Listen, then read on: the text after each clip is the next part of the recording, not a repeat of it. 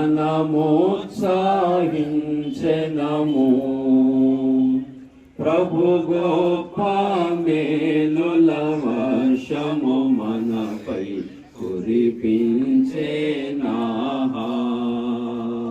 ప్రభు గొప్ప మేలుల వర్షము మనపై కురిపించెనా. ఆహా స్తోత్రము స్తోత్రములు ఇంతవరకు కాచే. ఆహా స్తోత్రము స్తోత్రములు ఇంతవరకు కాచే. పాత్రులముగా సేవింతుము, పాత్రులముగా సేవింతుము. దైవ కార్యములు జనముల మధ్య ప్రాసీము. దైవ కార్యములు జనముల మధ్య ప్రాదము. దేవుని ఆశ్చర్య కార్యము మనలో ధ్యానించి పాడెదము. దేవుని ఆశ్చర్య కార్యము మనలో ధ్యానించి పాడెదము. ఆహా స్తోత్రము స్తోత్రములు ఇంతవరకు కాచే.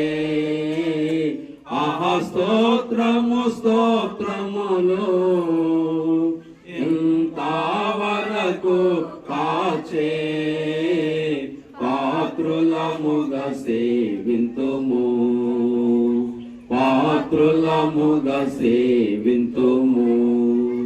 ఈ సందర్భంగా దేవుని వాక్య భాగాలు చదువుకున్నాం. కొలస్సీలకు రాసిన పత్రిక 3వ అధ్యాయము 17వ వచనం చదువుకున్నాం. కొలస్సీ 3:17 ఈ భాగాన్ని సహోదరి విజయ్ గారు చదివినిపిస్తారు. 3:17 అండి. మాట మరియు మాట చేత గాని క్రియ చేత గాని మీరు ఏమి చేసినను ప్రభువైన యేసు ద్వారా తండ్రి అయిన దేవునికి కృతజ్ఞతాస్తుతులు చెల్లించుచు సమస్తమును ఆయన పేరట చేయు.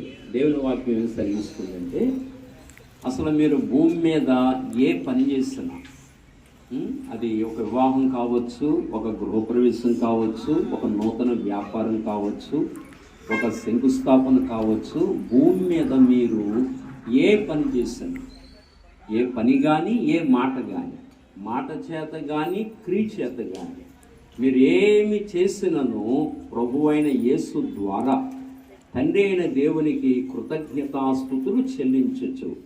సమస్తము ఆయన పేరట చేయుడి అని పరిశుద్ధ లేఖనం మనకు నేర్పిస్తుంది. తండ్రి అయిన దేవునికి యేసు ప్రభు నామములో కృతజ్ఞతాస్తుతులు చెల్లించచ్చు, సమస్తము యేసు ప్రభు పేరట చేయమన్నాడు. మరి దేవునికి స్తుతులు అర్పిస్తూ చేయమన్నాడు.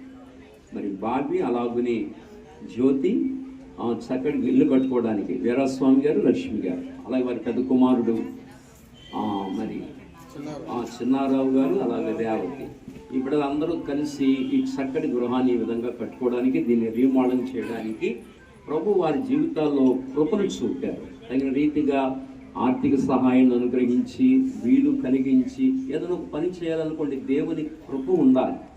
మన తెలివితేటల వల్ల, మన జ్ఞానం వల్ల ఏ పని జరగదు భూమి మీద.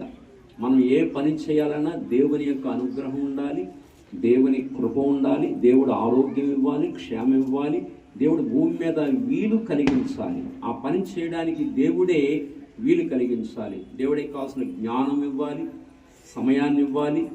ఇవన్నీ ఇస్తేనే ఏ పనైనా భూమి మీద జరుగుతుంది. కనుక ఆ చక్కటి అవకాశం ఈ బిడ్డలకు ఇచ్చాడు. కనుక మన దేవదేవునికి మనం స్తుతులు అర్పిస్తూ, దేవుని జ్ఞాపకం చేసుకుంటూ, దేవుని స్మరించుకుంటూ ఈ పని మనం చేయాలి. అందుకే వాక్యం చెప్పింది, మాట చేత కానీ క్రియ చేత కానీ మీరు ఏమి చేస్తున్నాను ప్రభు అయిన యేసు ద్వారా తండ్రి అయిన దేవునికి కృతజ్ఞతాస్తుతులు చెల్లించుతూ సమస్తం ఆయన పేరట చేయమన్నాడు. ఆయన పేరట మనం ఎందుకు చేయాలి, యేసు ప్రభు పేరట మనం ఎందుకు చేయాలి అంటే కొలస్సీ 2:9 చెప్పాడు. ఏమనంటే కొలస్సీ 2:9 చెప్తాడు, యాలయనగా దేవత్వం యొక్క సర్వ పరిపూర్ణత శరీరముగా క్రీస్తునందు నివసించుచున్నది. ఈ మాటకు అర్థం ఏమిటంటే దేవత్వం యొక్క సర్వ పరిపూర్ణత శరీరముగా క్రీస్తునందు నివసించుచున్నదన్నారు. అంటే ఈ మాటకు అర్థం ఒక మాటలో చెప్పాలంటే యేసు ప్రభు దేవుడు, దేవుని తత్వం ఆయన యందు మనకి కనబడుతుంది, జాగ్రత్తగా ఆలోచించండి అన్నాడు దేవుడు. దేవుడు అనేవాడు ఎవరు? పరిశుద్ధుడు. మానవులు ఎవరు? హృదయంలో అబద్ధాలు ఉంటాయి, మోసం ఉంటుంది, హృదయంలో చెడు ఉంటుంది. ఇది మానవ తత్వం. అబద్ధాలు ఆడతాం, చెడు చూపులు చూస్తాం, చెడు మాటలు మాట్లాడతాం, చెడు ఆలోచనలు ఉంటాయి, చెడు క్రియలు ఉంటాయి. ఇది మానవుడి తత్వం. కానీ దేవుని తత్వం అది కాదు. దేవుడు ఎవరు? పరిశుద్ధుడు. అందుకని ఆ పరిశుద్ధత మనకి ఎవరు ఎందుకు కనబడుతుందంటే యేసు ప్రభువునందు కనబడుతుంది. ఆయన ఎలా జన్మించాడని కన్యక గర్భం ద్వారా జన్మించాడు. ఏమండి, ఓం శ్రీ కన్య సుధాయ నమః అంటాడు. అంటే ఓంకారము కన్యక గర్భం నుండి వచ్చాడని చెప్పాడు. బైబిల్ ఏం చెప్తుంది? వాక్యము కన్యక గర్భం ద్వారా వచ్చింది. ఆ వాక్యమే శరీరధారి అయి కృపా సత్య సంపూర్ణుడిగా మన మధ్యకు వచ్చిందని దేవుని వాక్యం సెలవిస్తుంది. అలాగనే వేద సూక్తులు ఏం చెప్తున్నాయి? ఓం శ్రీ కన్య సుధాయ నమః అంటాడు. అంటే ఓంకారము కన్యక సుతుడయ్యాడు అని చెప్తున్నాడు. అలాగే వాక్యమైన దేవుడు శరీరమును దాల్చి సిలువలో వేలాడుతూ తన పావన రక్తాన్ని కార్చాడు మానవుని పాపమును పరిహరించడానికి. వేద సూక్తి ఏం చెప్తుంది? ఓం శ్రీ విరుక్ష శూల అలుదాయ నమః అన్నాడు. అంటే ఓంకారము శూలం వంటి వృక్షం మీద వేలాడుతూ వచ్చాడని అక్కడ చెప్పాడు. ఓంకారం ఏంటి? వృక్షం మీద వేలాడటం ఏమిటి?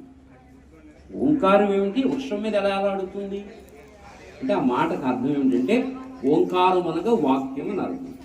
అంటే వాక్యమైన దేవుడు శరీరధారిగా ఈ లోకములోకి వచ్చి సిలువలో వేలాడుతూ మ్రాను మీద వేలాడుతూ వచ్చాడు. ఆ మాటలకి గూఢార్థాలు.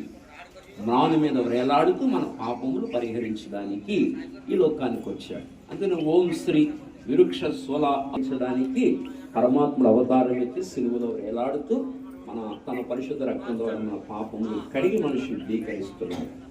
అంచేత మన పాపమును పరిహరించాడు. మన మరణాన్ని సమాధి చేసి మరణాన్ని జయించి తిరిగి లేచాడు. ఆయన మరణాన్ని జయించలా. ప్రతి మానవుడిని మరణం వంగదీసింది కదా. ప్రతి మానవుడు మరణానికి దాసుడైపోయాడు.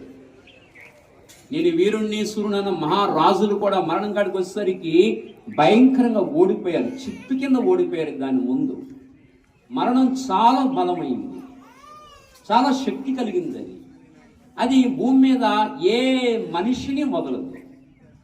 వాడు ధనికుడు కావచ్చు, పేదవాడు కావచ్చు, పండితుడు కావచ్చు, పామరుడు కావచ్చు, అద్దాల మేడలో నివసించేవాడు కావచ్చు, పూరి గుడిసెలో నివసించేవాడు కావచ్చు, ఏ దేశస్థుడైనా, ఏ ప్రాంతీయ భాష మాట్లాడినా, ఏది మాట్లాడినా, ఎంత పండితుడైనా ఎవరిని మరణం వదలదు. మరణం అంత బలమైంది. అలాంటి మరణాన్ని వంగదీసిన వాడు, ఓడించిన వాడు ఎవరంటే ప్రభువైన యేసు క్రీస్తు. ఆయన పరిశుద్ధుడు, ఆయన బలవంతుడు, ఆయన పవిత్రుడు, ఆయన జయశీలుడు. మరణాన్ని జయించి తిరిగి లేచిన జయశీలుడు. అటువంటి నామములో ప్రార్థన చేయమన్నాడు. మీరేం చేసినా ఆ నామంలో మీకు జయము కలుగుతుంది. ఆయన జయశీలుడు, ఆయన పరిశుద్ధుడు. మీరు ఏది చేసినా ఆ నామంలో చేయండి, మీకు జయము కలుగుతుంది, మీకు మేలు కలుగుతుంది, మీకు దీవెన కలుగుతుంది, మీకు నెమ్మది కలుగుతుంది, మీకు శాంతి కలుగుతుంది అని వాక్యం చెప్పింది. అందుచేత ఆ నామంలో మనం దీన్ని ప్రతిష్ఠ చేస్తున్నాం. గృహాన్ని ప్రతిష్ఠించి మనం ప్రియులకు అప్పగిందాం. కనుక ఏది వేసినా మీరు ప్రభు నామంలో చేయమని వాక్యం సెలవిస్తుంది. కనుక ఆ నామంలో మనం చెయ్యాలి. ఇంకొక వాక్య భాగాన్ని చదువుకుని మనం మన ప్రియుడు సత్యనారాయణ గారు, విజయ్ గారు పని కట్ చేస్తారు. మనం మన చెక్క లోపలికి వెళదాం. ఇలా 136వ కీర్తన. ఈ మాట అందరూ నాతో కలిసి చెప్పండి. ఓకే, మంచిది. 136వ కీర్తన మొదటి వచనం నేను చదువుతాను. ఆయన కృప నిరంతరం ఉందని అందరూ చదవండి. ఓకే, ఆ మాట అందరూ చెప్పండి. యెహోవా దయాళుడు, ఆయనకు ఆ మొదటి మాట నేను చదువుతాను, కింద మాట మీరు చెప్పండి. యెహోవా దయాళుడు, ఆయనకి కృతజ్ఞతాస్తుతులు చెల్లించుడి. ఆయన కృప నిరంతరముండును. దేవదేవునికి స్తుతులు చెల్లించుడి. ఆయన కృప నిరంతరముండును. ప్రభువులకు కృతజ్ఞతాస్తుతులు చెల్లించుడి. ఆయన కృప నిరంతరముండును. ఆయన ఒక్కడే మహా ఆశ్చర్య కార్యములు చేయువాడు. ఆయన కృప నిరంతరముండును. తన జ్ఞానము చేత ఆకాశమును కలుగజేసెను. ఆయన కృప నిరంతరముండును. ఆయన భూమిని నీళ్ల మీద పరిచిన వాడు. ఆయన కృప నిరంతరముండును. ఆయన గొప్ప జ్యోతులు నిర్మించిన వాడు. ఆయన కృప నిరంతరముండును. పగటి నీరుడికి ఆయన సూర్యుని చేసెను. ఆయన కృప నిరంతరముండును.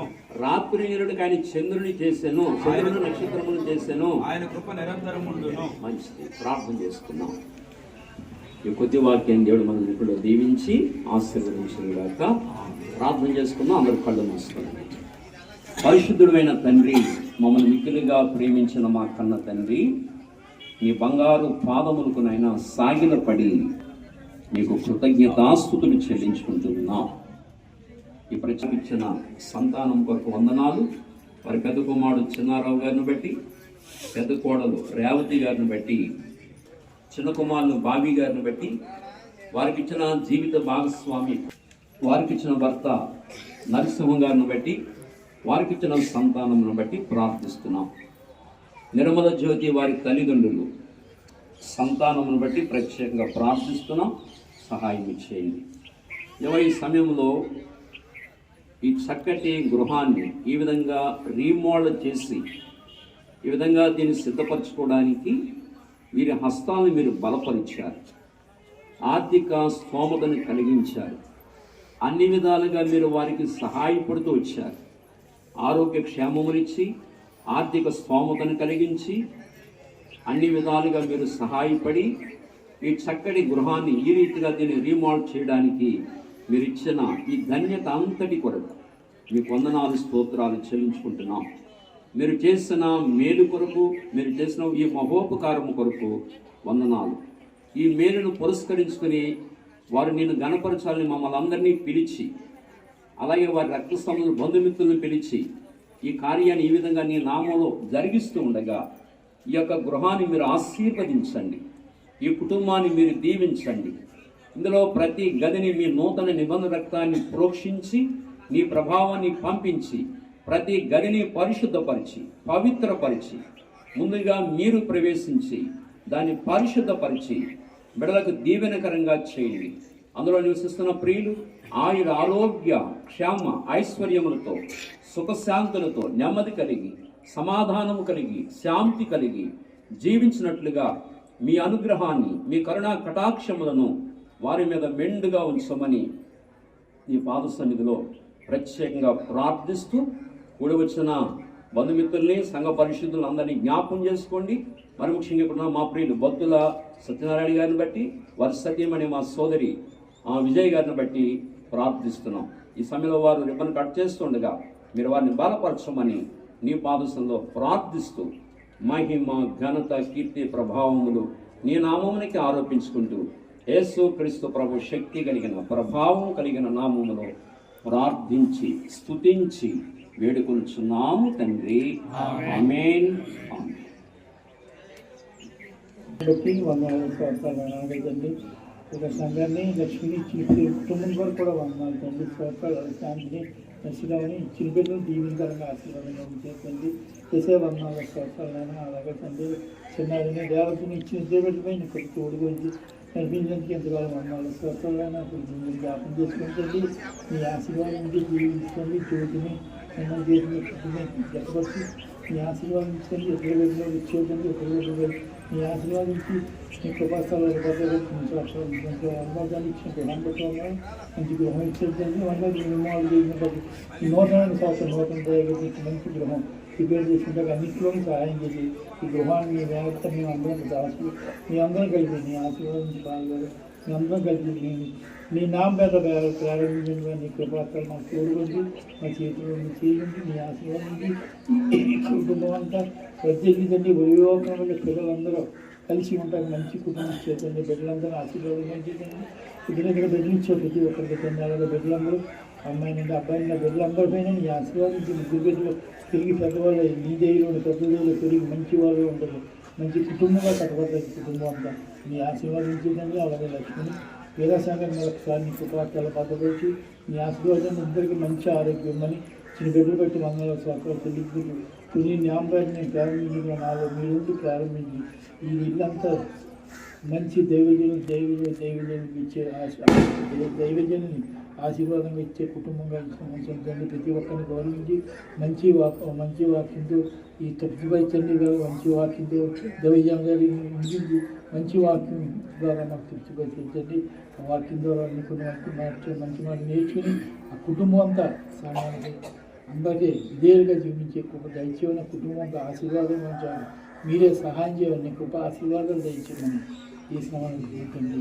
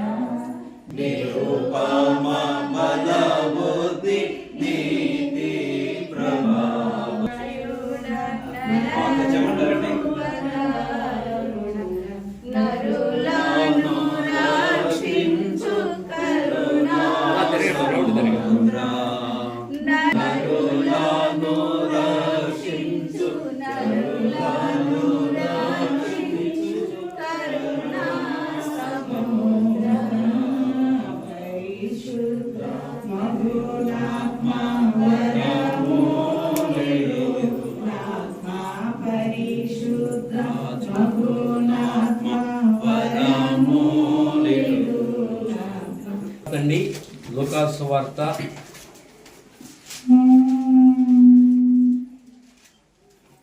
10వ అధ్యాయము.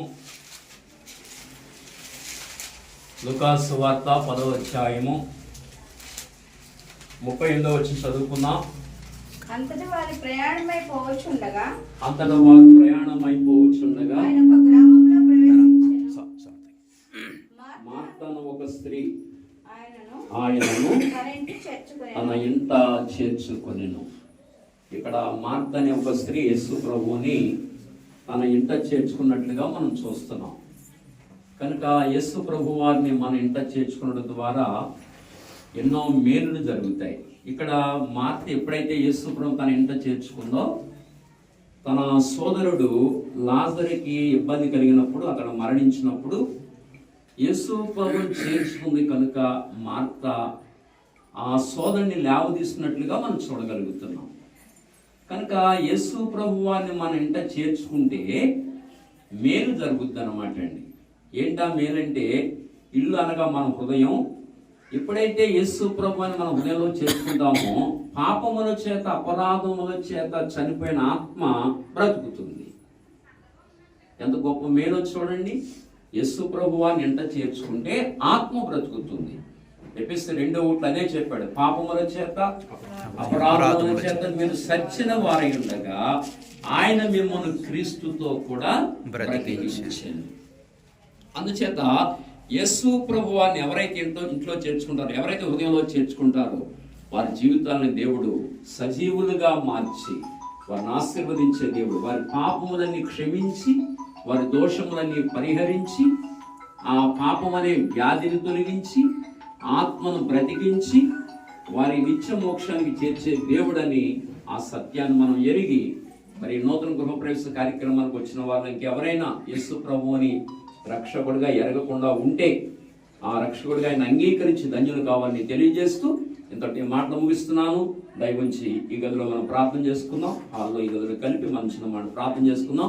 అందరూ మోకరించండి. మోకరించగల వారు అందరూ మోకరించండి. మోకరించలేకపోతే అలా నుంచోండి. ఈ సమయంలో ప్రార్థన చేసుకుందాం. కనుక ఈ గృహంలో వారు చక్కటి ఆరోగ్య క్షేమములు కలిగి, శాంతి సమాధానములు కలిగి వర్ధిల్లినట్లుగా మనం ప్రార్థనలో జ్ఞాపకం చేసుకుందాం. దయవుంచి అందరూ కళ్ళు మూసుకుని ప్రార్థనలో ఏకీభవించండి. మరి ఈ సమయంలో తమను నాగభూషణ గారు ప్రార్థన చేస్తారు. శాశ్వతమైన ప్రేమతో మమ్మల్ని ప్రేమిస్తున్నవాడా నీకు వందనాలు దేవా. ఎల్లప్పుడూ మమ్మల్ని విడనాడన దేవుడవై మమ్మల్ని ఆదరించచ్చు, ఆయా పరిస్థితుల గుండా నడిపించి మమ్మల్ని ఆశీర్వదించచ్చు. ఇహలోకములో ఆర్థికపరమైన ఆశీర్వాదములు, ఆత్మీయ జీవితంలో ఆత్మకు సంబంధించిన ఆశీర్వాదములు, ఈ రీతిగా మా అందరి బ్రతుకుల్లో మీరు దయచేస్తూ ఉన్నందుకై నీకు వందనాలు చెల్లిస్తున్నాను. నైనా ఈ ప్రత్యేకమైన సమయంలో దేవా, ఈ కుటుంబాన్ని అంతటినీ మీరు జ్ఞాపకం చేసుకుని, ఈ కుటుంబానికి మీరు రక్షణ ప్రసాదించి మీ సంబంధులుగా చేసుకుని ఆశీర్వాదము అప్పటి నుండి అనగా నిన్ను వారి హృదయం అనే ఇంట చేర్చుకున్న కారణాన్ని బట్టి దేవా, వారి వెంబడి నీ ఆశీర్వాదాలు పంపుతూ ఉన్నందుకే నీకు వందనాలు నైనా. మరి ప్రత్యేకమైన సమయంలో ఈ కుటుంబాన్ని మీరు జ్ఞాపకం చేసుకుని నైనా, మరి బాబీ అలాగే మరి నిర్మల జ్యోతి, ఈ రీతిగా వారు కలిగి ఉన్న తల్లిదండ్రులు, మరి అన్నగారు, అలాగే సమస్త కుటుంబాన్ని కూడా మీరు ఆశీర్వదిస్తూ ఆ ఆశీర్వాదంలో ఒక మేలైనటువంటి ఈ గృహాన్ని నైనా ఈ దంపతులు మీరు అనుగ్రహించినందుకు నీకు వందనాలు చెల్లిస్తూ ఉన్నాను. అవునైనా, నీవెక్కడుంటే అక్కడ మేలు, నీవెక్కడుంటే ఆ హృదయం ఆశీర్వాదముగా మార్చబడుతుంది. అది నిత్య నాశనానికి అప్పచెప్పకుండా నిత్య జీవములోనికి తీసుకెళ్తుంది నాయన. నీకన్నిటికీ నీవు మాత్రమే సమర్థుడు తండ్రి. నైనా నీ సామర్థ్యములు ఈ కుటుంబాన్ని మీరు జ్ఞాపకం చేసుకుని ఈ యొక్క నూతన గృహం ఇచ్చి నైనా ఈ రీతిగా దీన్ని రీమోడల్ చేసుకోవడానికి, నూతనంగా నిర్మించుకోవడానికి మీరు ఇచ్చిన అవకాశాన్ని బట్టి, ఆలోచన బట్టి, శక్తిని బట్టి నీకు వందనాలు చెల్లిస్తూ ఇదిగోనైనా మరి ఆ దైవజనులు, అలాగే కుటుంబ సంబంధులు, బంధుమిత్రులు, ఈ రీతిగా వారందరి మధ్యలో ఈ కుటుంబానికి మీరు చేసిన ఈ గొప్ప మేలుండు వీరందరికీ వివరించడానికి నీకు నైనా కృతజ్ఞతాస్తుతులు వారి నిండు హృదయంతో చెల్లించడానికి మీరు ఇచ్చిన అవకాశాన్ని బట్టి కూడా నీకు వందనాలు చెల్లిస్తూ ఇదిగోనైనా మరి నీ దైవజనుల చేత మరి ప్రారంభించబడిన ఈ గృహానంతటి కూడా నీ బలమైన చేతికి అప్పగిస్తూ ఈ యొక్క హాల్ని సేద తీరటంలో నిన్ను గూర్చిన ఆలోచనలు, తలంపులు కలిగి ఉండడానికి ఈ రీతిగా ఈ గృహానికి అంతటికి ఇందులో నివసిస్తున్న వారందరికీ మీరు అనుగ్రహించమని యేసునామమున ప్రార్థించి వేడుకొంచున్నాం తండ్రి. వందనాలయ్యా. బాబుని నాయన తన భార్యను బట్టి స్తోత్రాలు, వారిని ప్రేమించి నేను నూతన గృహాన్ని ప్రభావ చక్కగా నేను అందంగా అలంకరించుకోవడానికి కృప చూపించవు తండ్రి. మీకు వందనాలు నాయన. నేను పెద్ద బాబు దైవజనులు ప్రారంభించారు నాయన. ఇలా బెడ్రూమ్ నాయన మరలా ఓపెనింగ్ చేస్తుండగా నీ కృప దయచేయండి తండ్రి. స్తోత్రాలు నాయన. యెహోవా యందు భయభక్తులు కలిగిన వారు ఇలాగ ఆశీర్వదించబడతారన్నావు తండ్రి. నిశ్చయంగా నువ్వు నీ చేతుల కష్టార్జితం అనుభవిస్తావు. నీ భార్య ఫలించే ద్రాక్ష వలె ఉంటుందన్నావు. నీ బిడ్డలు ఒలేవో మొక్కల వలె ఉంటారన్నావు ప్రభా. నాయన ఈ గదిలో బిడ్డలు ప్రవేశించి నాయన నీ నామాన్ని స్తుతించేవారుగా, ఆరాధించేవారుగా చేయండి తండ్రి. కుటుంబ ప్రార్థన నిత్యం ఈ గుడారంలో ఉండటానికి సహాయం చేయండి తండ్రి. మీకు వందనాలు పరిశుద్ధాత్మ తండ్రి. మీరు మాకు యజమానులు ఉండి ఇంతవరకు నడిపించారు నాయన. ఈ గదిని ఓపెనింగ్ చేస్తుండగా ప్రభా మాకంటే ముందు ఈ స్థలానికి మీరు వెళ్ళండి దేవా. ఈ కుటుంబాన్ని దీవించండి, నిండారులుగా ఆశీర్వదించండి తండ్రి. స్తోత్రాలు. నీ దేవుని ఆశీర్వాదం ఈ కుటుంబంపై నుంచి సమస్త ఘనత, మహిమ, ప్రభావం మీరే పొందుకోమని యేసు నామములో ప్రార్థించండి.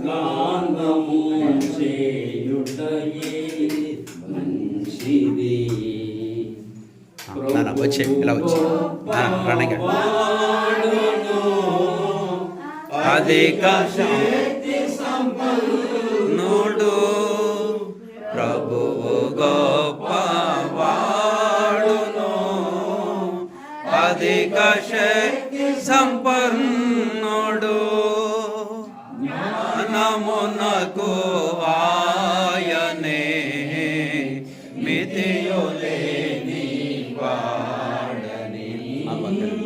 జ్ఞానమునకు ఆయనే మితియులేని వాడని. దేవునికి స్తోత్రము గానము చేయుటయే మంచిది.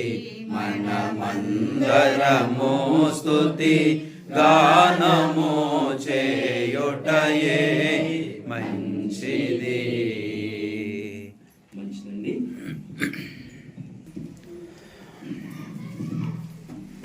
63వ కీర్తన.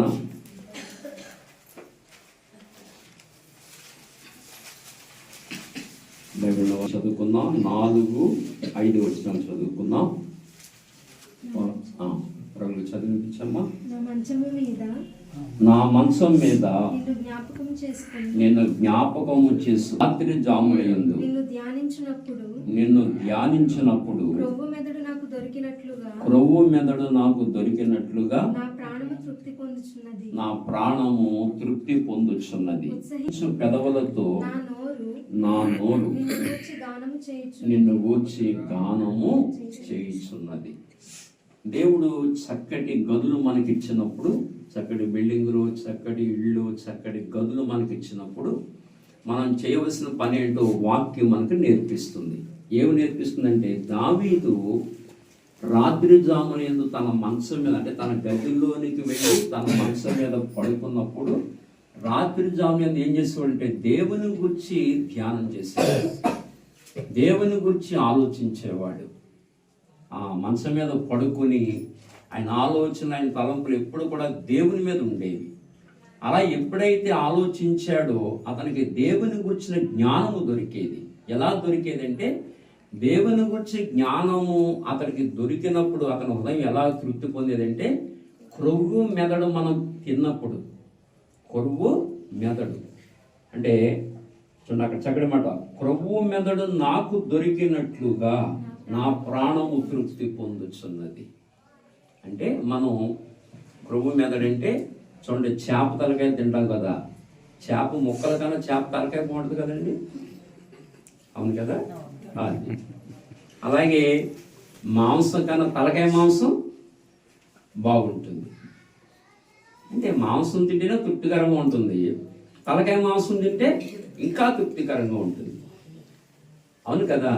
అలాగున మనం అటువంటి రుచికరమైన ఆహారం మనం తింటున్నప్పుడు మన జిహ్వ ఎలా ఆనందిస్తుందో, ఎలా సంతోషిస్తుందో, అదే విధంగా దేవుని గురించిన జ్ఞానం మనకు దొరికినప్పుడు మన హృదయం కూడా అంత తృప్తి చెందుతుందని దావీదు మనకు ఆ మాట చక్కగా తెలియజేస్తున్నాడు. ఎప్పుడు మనం పగలస్తమాను పని చేసుకుని, బయట కష్టపడి ప్రయాసపడి పగలస్తమాను పని చేసుకుని రాత్రి విశ్రాంతి తీసుకుంటానికి వచ్చినప్పుడు, ఆ మంచం మీదకి వచ్చినప్పుడు, పడగదిలోకి వచ్చినప్పుడు చక్కగా దేవుని గురించిన ఆలోచన కలిగి ఉండాలి. అప్పుడు దేవుని గురించిన జ్ఞానం మనకి దొరుకుతుంది. అప్పుడు మన హృదయాలు ఎంతో తృప్తి పొందుతాయని దేవుని వాక్యం దావీదు ద్వారా మనకు తెలియజేస్తున్నాను. కనుక బాబీ జ్యోతి లాంటి మంచి అనుభవం కలిగి ఉండాలని నేను తెలియజేస్తూ ఇంతటితో నా మాట ముగిస్తున్నాను. ఆ రకంగా ఈ గది గురించి కూడా మనం ప్రార్థన చేసుకుందాం. అందరూ కళ్ళు మూసుకునండి, ప్రార్థించుకుందాం. మోకరిస్తారు, అందరూ మోకరించండి. ఈ మహాపరిశుద్ధుడా మీకు వందనాలు. ఈ ఉదయకాల సమయం మీ ప్రియ కుమారుడైన మా ప్రియ రక్షకుడైన యేసుక్రీస్తు యొక్క శుభదాయకమైన నామములో మాకు ఇచ్చిన ఈ మంచి తరుణాన్ని బట్టి వందనాలు, స్తోత్రాలు, కృతజ్ఞతలు చెల్లిస్తూ ఉన్నాం. ఆయన జీవించడానికి నివాస గృహముగా మా ప్రియ బిడ్డలు ఆయన కుమారుడు బాబీ గారిని ప్రేమించి, అలాగే తను ప్రేమించి తనకిచ్చిన తన జీవిత భాగస్వామి కుమార్తె జ్యోతి ఆ కుటుంబాన్ని ప్రేమించి వారికి ఇచ్చిన ఈ చక్కని గృహాన్ని బట్టి మీకు వందనాలు. దీనిని మీ యొక్క ఆశీర్వాదకరమైన నామంలో ప్రతిష్ఠ చేయడానికి ఈ శుభదినాన్ని ఇచ్చినందుకు వందనాలు, స్తోత్రాలు. ఈ యొక్క పైన కింద ఉన్న స్టేర్లు మీరు జ్ఞాపకం చేసుకోండి. ముఖ్యంగా మరి కింద ఈ యొక్క రీకన్స్ట్రక్షన్ చేసి దీన్ని ప్రతిష్ఠించడానికి ఇచ్చిన కృపను బట్టి స్తోత్రాలు. ఈ యొక్క గదిలో చక్కని వాక్కులు మీరు ఇచ్చారు. భక్త దావీదు మంచం మీద పండుకున్నప్పుడు అతడు నాయన ధ్యానించుచుండగా క్రొవ్వు మెదడు దొరికినట్టు నాకు నీ వాక్యం దొరికిందని చెప్తున్నాడు. నిజంగా అతడు నీ వాక్యమునందు ఎంత ఆనందించాడో, నీ వాక్యమునందు ఎంత సంతోషించాడో మాకు అర్థమవుతోంది. మేము బాహ్య వస్తువులను బట్టి, తినుబండారాలను బట్టి ఆనందించి సంతోషించే వారిగా ఉంటున్నాం. కానీ భక్త దావీదు నీ వాక్యమునందు, ఆ నిత్య జీవమునందు ఆనందించేవాడిగా, ధ్యానించేవాడిగా ఉంటున్నాడు. గనుకనే భక్త దావీదును ఆశీర్వదించారు. ఈ గదిలో ఈ దంపతులు అట్టి అనుభవాన్ని కలిగి ఉండాలని ఈ సేవకుని ద్వారా, పరిశుద్ధ లేఖనము ద్వారా మాట్లాడుతూ వచ్చినందుకు స్తోత్రాలు చెల్లించుకుంటూ ఆ వాక్య జీవం వారి హృదయాల్లో బహుగా ఫలించి దీవెనకు కారణమగినట్లు సహాయపడమని వారే కాదు, ఈ ఉదయకాలం ఇక్కడ చేరుకున్న ప్రతి ఒక్కరూ కూడా కలిగి ఉన్న తమ తమ గదులలో నిన్ను ధ్యానించగలిగే బిడ్డలుగా అట్టి సమ్మతి కలిగిన హృదయాలు అనుగ్రహించి సహాయపడుతూ రమ్మని ప్రార్థన చేస్తూ వందనాలు స్తోత్రాలు చెల్లిస్తూ ఇంతవరకు సహాయపడ్డారు. మిగిలిన కార్యం కూడా మీరు మహిమకరంగా జరిగించమని కోరుతూ దీవెనకరంగా జరిగించమని ప్రార్థిస్తూ ప్రాధేయపడుతూ యేసు ప్రభు శక్తిగల నామములో ప్రార్థించి వేడుతున్నాము తండ్రి, ఆమేన్. పరిశుద్ధమైన తండ్రి, ఈ వంటగదిని కూడా ఈ సమయంలో ప్రార్థన చేసి ప్రారంభిస్తున్నాం. ఇందులో సిద్ధపరుస్తున్న ఆహార పదార్థములు వారికి దీవెనకరంగా మీరు అనుగ్రహించండి. వాటిని పరిశుద్ధపరిచి పవిత్రపరిచి ఆహార పదార్థాలు వారు తీసుకుంటూ ఉండగా చక్కటి దేహ దారుఢ్యము, ఆరోగ్యము, పూర్ణక్షేమము వారికి ఇచ్చి అనవసరములతో ఆయుర ఆరోగ్య క్షేమ ఐశ్వర్యములతో వర్ధులను అనుగ్రహించమని ఈ వంటగదిని కూడా మీ చేతులకు అప్పగించుకుంటూ యేసు ప్రభు శక్తి కలిగిన నామంలో ప్రార్థించి వేడుకుంటున్నాము తండ్రి, ఆమేన్. లోపలికి రండి. ఆశీర్వదించేయు బలపరచని గుమ్మములు. కీర్తన తీసుకున్నాం. 78వ కీర్తన 24, 25 వచనాలు మనం చదువుకున్నాం. ఆహారమునకై ఆయన వారి మీద మన్నాను కురిపించెను, ఆకాశ ధాన్యము వారికి అనుగ్రహించెను. దేవదూతల ఆహారము నరులు భుజించేది. భోజన పదార్థములను ఆయన వారికి సమృద్ధిగా పంపేది. ఇశ్రాయేలు ప్రజలకి భోజన పదార్థాలు సమృద్ధిగా పంపించాడు. ఎందుకంటే వారు ఐగుప్తు నుంచి విడుదల పొందిన తర్వాత కనానుకు ప్రయాణం చేస్తున్నారు. వాళ్ళు కనానుకు ప్రయాణం చేస్తున్నప్పుడు మరి సొంత భూములు ఉంటాయా ప్రయాణంలో? వాళ్ళకి భూములు దున్నటానికి ఉంటాయా? నూర్చడానికి ఉంటుందా? ఓడ్చడానికి ఉంటుందా? ఉండవు. మరి వాళ్ళని పోషించాలి. ఎలా పోషించాలో వాళ్ళని అంటే పైనున్న ఆకాశములకు ఆజ్ఞాపించాడు. పైనున్న ఆకాశములకు. మీరు చూడండి, మనం నివసిస్తున్న ఈ లోకం ఉంది కదా, కింద భూమి ఉంది, పైన ఏముంది? ఆకాశం ఉంది. కింద భూమి ఉంది, పైన ఆకాశం ఉంది. ప్రకటన గ్రంథంలో యోహాను ఏం రాశాడంటే నూతన ఆకాశము, నూతన భూమి. 30వ కీర్తనలో దావీదు ఏమంటాడంటే యెహోవా వాక్కున ఆకాశములు కలిగెను అన్నాడు. యెహోవా వాక్కులు ఏం కలిగినాయి? ఆకాశములు కలిగినవి అన్నాడు. ఖచ్చితంగా ఒకటి వివేచించాలి మనం అందరం. ఆకాశం ఉందంటే ఖచ్చితంగా ఏముండి తీరుతుంది? భూమి ఉంటుంది. అది ఇదంతా వివేచించాలి. ఖచ్చితంగా ఆకాశం ఉందంటే దానికి తోడు భూమి ఉంటుంది. మీకు అర్థమవుతుందా? అంతే. పైన ఆకాశములు అన్నాడంటే ఆకాశానికి భూములు కూడా ఉన్నాయి. దాని మీద ఎవరు నివసిస్తున్నారు? దేవదూతలు. కానీ పైన ఆకాశానికి ఏం చేశాడు? దేవుడు ఆజ్ఞాపించాడు. ఏం ఆజ్ఞాపించాడు? దూతలారా, ఈ ఇశ్రాయేలు ప్రజలను ఐగుప్తు నుంచి విడిపించాను, కనానుకు ప్రయాణం చేస్తారు. ఇప్పుడు వీళ్ళు 40 సంవత్సరాలు ప్రయాణం చేస్తారు. వీళ్ళు బ్రతకాలి. వీళ్ళు అంచేత వీడికి భూములు ఉండవు, సొంత భూములు ఉండవు ఇప్పుడు వీళ్ళకి ఇక్కడ. అంచేత మీరు సాగు చేసి ధాన్యాన్ని పండించండి అని ఆజ్ఞాపించాడు. అందుకే పైనున్న ఆకాశములకు ఆజ్ఞాపించాడు.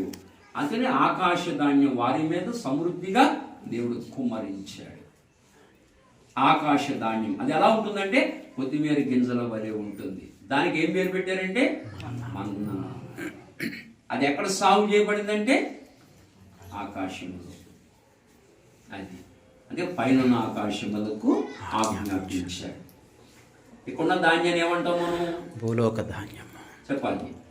భూలోక ధాన్యం. ఎలా వచ్చింది భూలోక ధాన్యం? మంత్రాల చేత వచ్చిందా? మరి ఎలా వచ్చింది? సాగు చేస్తే వచ్చింది. సాగు చేస్తే వచ్చింది. అంటే వ్యవసాయం చేస్తే వచ్చింది ధాన్యం. అంటే అక్కడ కూడా ఏం చేయబడుతుంది? సాగు అది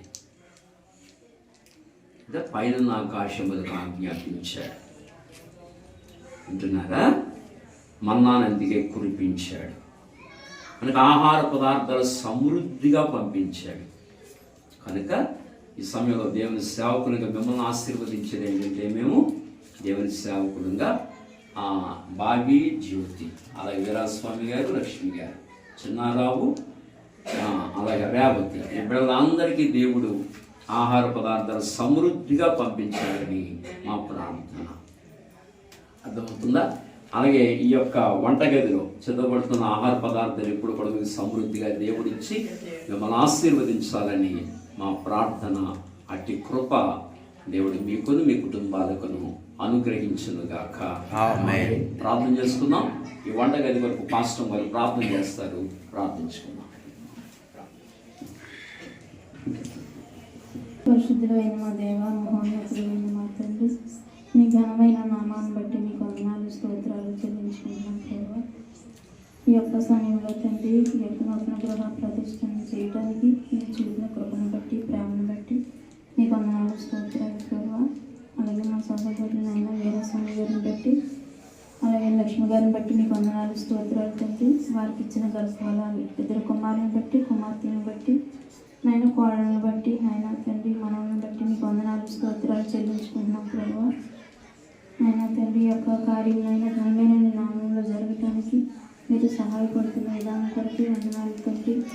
అలాగే మా ప్రభువ, ఇంతవరకు నాయన మీ దాసులైన వారు, మీ దాసులు నాయన ప్రార్థన ద్వారా, వాక్యం ద్వారా నాయన తండ్రి ప్రభువ, నాయన మీరు నన్ను నడిపిస్తూ వచ్చారు తండ్రి.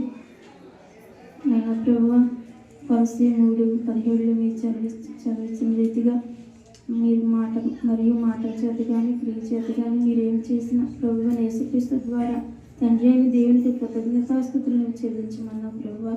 ఆయన నీ ద్వారా తండ్రి ఈ యొక్క కార్యక్రమం జరుగుతూ ఉండగా ప్రభువ, మీరే దీవించి ఆశీర్వదించండి ప్రభువ. నేను ఈ సమయంలో ఈ యొక్క కిచెన్ రూమ్ మీరు జ్ఞాపకం చేసుకోండి ప్రభువ. ఈ యొక్క కిచెన్ రూమ్లో నాయన తండ్రి తయారు చేయబడుతున్న ఆహార పదార్థాలన్నింటినీ కూడా సర్వసమృద్ధిగా మీరు దీవించి ఆశీర్వదించండి ప్రభువ. ఆనాడు మా ఇశ్రాయేలు ప్రజలకు తండ్రి నాయన తండ్రి, ఆయన ఆకాశం నుండి నాయన మన్నాను కురిపించిన దేవుడు ప్రభువ. ఆయన వారికి భోజన పదార్థములను సర్వసమృద్ధిగా అనుగ్రహిస్తూ వచ్చిన దేవుడు తండ్రి. ఈనాడు నూతన నిబంధన ఇశ్రాయేలు ప్రజలమైన మాకు కూడా నీవు నాయన తండ్రి జీవాహారాన్ని, మా ఆత్మకు కావలసిన ఆహారాన్ని, శరీరానికి కావలసిన ఆహారాన్ని కూడా నీవు సర్వసమృద్ధిగా అనుగ్రహిస్తూ వచ్చిన దేవుడు తండ్రి. నాయన తండ్రి గొప్ప కార్యం చేసే దేవుడు కనుక నాయన ప్రభువ, ఇట్టి దేవుడు నాయన మీరు మాకున్నందుకే మీకు వందనాలు, స్తోత్రాలు చెల్లించుకున్నాం ప్రభువ. అలాగే చేరువచ్చిన దైవజనులను బట్టి, రక్త సంబంధాలను బట్టి, శ్రేయోభిలాషులను బట్టి, నాయన దైవజనులను బట్టి నాయన తండ్రి సమస్త నాయన తండ్రి యొక్క కార్యక్రమం అంతట్లో కూడా నాయన మీ నామానికి మీరు మహిమ తెచ్చుకోమని మా ప్రభు, మా రక్షకుడైన యేసుక్రీస్తు వారి పరిశుద్ధమైన నామంలో స్తుతించి ప్రార్థించి మీ సహాయం కొరకు వేడుకుంటున్నాము తండ్రి. ఆమేన్. కదా గృహ ప్రతిష్ఠ కార్యక్రమం అయింది. మరి నూతన గృహంలో వచ్చిన ప్రార్థన కలిగి ఉందామా? మీ ఆలోచన ఏంటి? ఇక్కడ పాస్టర్ గారు చెప్పండి. జయమ్మ గారు. బ్రహ్మనులారా, మరొకసారి మీ అందరికీ వందనాలు. అనగా వీరాస్వామి గారికి, లక్ష్మి గారికి, వారిద్దరు కుమారులు, 2 కోడళ్ళు, వారి కుమార్తె, అల్లుడి గారు, వారి బిడ్డలకి నా ప్రత్యేకమైన వందనాలు తెలియజేస్తున్నాను. మా చేరువచ్చిన మీ అందరికీ కూడా ప్రత్యేకమైన వందనాలు తెలియజేస్తున్నాను. దేవుడు మిమ్మల్ని అందరినీ దీవించునుగాక. ఆమేన్. ఇంకా గట్టిగా చెప్పండి. ఆమేన్. అది అలా ఉండాలి. టిఫిన్ చేశారు కదా అందరూ, ఓకేనా? మంచిది, చాలా సంతోషం. దేవుని వాక్యంలో నుండి ఒక మాట మనం జ్ఞాపకం చేసుకుందాం. మొదటి దినవృత్తాంతముల గ్రంథము 28వ అధ్యాయము 10వ వచనాన్ని చదువుకున్నాం. 10వ వచనాన్ని చదువుకున్నాం. పరిశుద్ధ స్థలముగా ఉండుటకు ఒక మందిరము కట్టించుటకై కట్టించుటకై యెహోవా నన్ను కోరుకొనిన సంగతి మనస్సునకు తెచ్చుకుని ధైర్యము వహించి పని జరిగించును. ఎంత అద్భుతమైన మాట. ఇక్కడ దేవుని వాక్యంలో ఒక మాట ఉంది. అదేంటంటే దేవుడు సొలొమోనుతో చెప్తున్నాడు. ఏమని చెప్తున్నాడంటే, పరిశుద్ధ స్థలముగా ఉండుటకు ఆయన నిన్ను కోరుకునే సంగతి జ్ఞాపకానికి తెచ్చుకుని ధైర్యం వహించి పని జరిగించుంది. మరి బావి, అలాగనే కుటుంబ సభ్యులు జ్యోతి, బావి, అలాగనే వీరాస్వామి గారు, వారి కుటుంబ సభ్యులందరూ ఇల్లును మంచిగా తీర్చిదిద్దారు కదా. చక్కగా మంచి కలర్ చేశారు. ఇల్లు నీట్గా ఉంది. చక్కగా కట్టుకున్నారు ఇల్లు. ఎందుకు కట్టుకున్నాం ఇల్లు చెప్పాలి. ఎందుకు కట్టుకున్నాం ఇల్లు? ఇల్లు కట్టుకోకుండా ఉండొచ్చు కదా, కుదరదా? ఇల్లు కట్టుకోకుండా కుదరదా? కాంక్రీట్ మొత్తం ఇసుక దింపి, ఐరన్ దింపి, తర్వాత గ్రావెల్ దింపి, ఈ సిమెంట్ బతకాలు తీసుకొచ్చి అన్నీ ఒక చోటేసి ఏం బ్రహ్మాండంగా ఇల్లు అయింది, లోపలికి వెళ్ళినట్టు కుదురుద్దా? మరి ఏం చేయాలి? దీన్ని కట్టాలి కదా. మరి టైల్స్ చూడు ఎంత అందంగా ఉన్నాయో. మేస్త్రి వెంకన్న గారు వేసారా? వెంకన్న గారు మేస్త్రి గారు మంచి టైల్స్ వేసారు. ఇలా మేస్త్రులు అందరూ పని చేయాలి. ఎవరి పని వాడు చక్కగా చేస్తే నీట్గా ఇల్లు తయారైంది. ఏ వస్తువులు ఎక్కడ ఉండాలో అక్కడ నుంచి చక్కగా చేస్తే మనం నివసించడానికి అనుకూలమైన ఇల్లు అయింది కదా. ముందు శుభ్రంగా శుభ్రం చేయాలి. ఆ తర్వాత అందరూ కట్టాలి. ముందు ఇల్లు కట్టే ముందు స్థలాన్ని ఏం చేస్తాం? నానా చండాలంగా ఉందనుకోండి, ఏం చేస్తాం? దాన్ని ఆ చండాలం నుంచి ఇల్లు కడతామా? కట్టం కదా. ముందు దాన్ని శుభ్రం చేస్తాం. శుభ్రం చేసిన తర్వాత అప్పుడు ఇల్లు కడతాం కదా. అలాగున ఒక పరిశుద్ధ స్థలముగా ఉండుట కొరకు దేవుడు నిన్ను కోరుకునే సంగతి మనస్సునకు తెచ్చుకొని ధైర్యం వహించి పని జరిగించమన్నాడు. మనం ఉండడానికి ఎలా ఇల్లు కట్టుకున్నామో, నీట్గా ఎలా ఇల్లు కట్టుకున్నామో దేవుడు కూడా నివాసాన్ని అడుగుతున్నాడు. ఆకాశమందున్న దేవుడు కూడా నివాసం అడుగుతున్నాడు. ఆయన నివాసం ఏదనగా మన హృదయం. అసలు ఈ దేహాన్ని నిన్ను తల్లి గర్భంలో ఎందుకు రూపొందించాడో తెలుసునా? తల్లి గర్భంలో మనందరినీ ఎందుకు రూపొందించాడో తెలుసునా? ఈ దేహము దేవునికి ఆలయముగా ఉండడానికి నియమించుకున్నాడు. ప్రతి మానవుణ్ణి ఆలయముగా ఉండాలి. నేను ప్రతి వాని దేహంలో నివసించాలి. మానవుని దేహము నాకు ఆలయం, నేను అందులో నివసించాలని దేవుడు కోరుకున్నాడు. అది అందుకు మనల్ని సృజించాడు భూమి మీద. అందుకు దేవుడు మనల్ని పుట్టించాడు. తల్లి గర్భంలో మిమ్మల్ని కానీ నన్ను కానీ ఎందుకు రూపొందించాడంటే, తల్లి గర్భంలో దేవాలయముగా మన హృదయాలు, మన దేహము దేవాలయముగా ఉండాలని దేవుడు మనం సృజించాడు. అయితే ఇదేమైందంటే దేవునికి దేవాలయం అవ్వలేదు, సైతానికి అయ్యింది. మానవులందరూ సైతాను చేతిలోకి వెళ్ళిపోయారు. అందుకే ఈ దేహంలో మీరు గమనిస్తే ఈ దేహంలో ఏమున్నాయో చెప్పనా? కామ, క్రోధ, లోభ, మోహ, మదమాత్సర్యములు ఈ దేహంలో అవి నివసిస్తున్నాయి. అజ్ఞానం నివసిస్తుంది, చీకటి నివసిస్తుంది. ఒకళ్ళనొకళ్ళు కొట్టుకోవడం, ఒకళ్ళనొకళ్ళు అనుకోవడం, తిట్టుకోవడం, అబద్ధలాడటం, స్వార్థం, ప్రేమ లేకపోవడం, ఇవన్నీ ఎక్కడికి వచ్చేసినాయి? హృదయంలోకి వచ్చేసినాయి. అపవిత్రత, మురికి, కళంకం వచ్చేసినాయి. ఇక మగవాళ్ళు ఉన్నారంటే రకరకాల చెడు అలవాట్లు కదా. త్రాగుడని, వ్యభిచారమని, పొగ త్రాగడమని, పుటకాలను అవడం అని, నానా చండాలు. అవును కదా? ఒప్పుకుంటారా ఒప్పుకోరా? నానా చండాలం అంతా ఎక్కడుందంటే హృదయంలో. దేవుడేమో దేవుని ఆలయంగా మనం సృజిస్తే ఇది పాడైపోయింది, పూర్తిగా పాడైపోయింది, ఇది చెడిపోయింది. మరి దేవుడు చూస్తేనేమో పరిశుద్ధుడు, ఇది చూస్తే అపవిత్రం అయిపోయింది. దేవుడు ఎలా నివసిస్తాడండి? దేవుడు ఎలా నివసిస్తాడు దేవుడు? ఇది ఆలోచించాలి, అందరూ కూడా ఆలోచించాలి. ఎలా నివసిస్తాడు ఇక్కడ హృదయంలో? దేవుడేమో పరిశుద్ధుడు, మానవుడేమో అపవిత్రుడు. అపవిత్రుడని మీరు ఒప్పుకుంటారా ఒప్పుకోరా? ఒప్పుకుంటారా ఒప్పుకోరా? ఒప్పుకోవాలి ఏ మనిషి అయినా. ఏమండి, నేను పుట్టిన తర్వాత అంటే ఒక్కసారి కూడా అబద్ధం ఆడలేదని చేతులు ఎక్కడ సారి చేతులు మీరంతా అబద్ధం ఆడలేదా? అదే సత్యహరిశ్చంద్రులు మీరంతా అబద్ధం ఆడలేదా? చేతులు ఎత్తండి, చేతులు ఎత్తండి. అందరూ అబద్ధాలు ఆడిన వాళ్ళమే. బోధించే నేను, వినే మీరు అందరూ నైస్గా అబద్ధాలు ఆడిన వాళ్ళమే. అవునా కదా? ఇది ఎవరైనా ఒప్పుకోవాల్సిందే. సరే, మీ మొగల్తూరు గ్రామంలో అబద్ధాలు లేరా? అది మొగల్తూరు గ్రామంలో ఉన్నారు, నరసాపురంలో, తెలుగు రాష్ట్రాల్లో ఉన్నారు, యావత్ భారతదేశంలో, యావత్ ప్రపంచంలో ఉన్నారు. మానవులందరూ పాపులు అందుకునే చెడు తలంపులు, చెడు ఆలోచనలు, చెడు కోరికలు, చెడు చూపులు, చెడు మాటలు,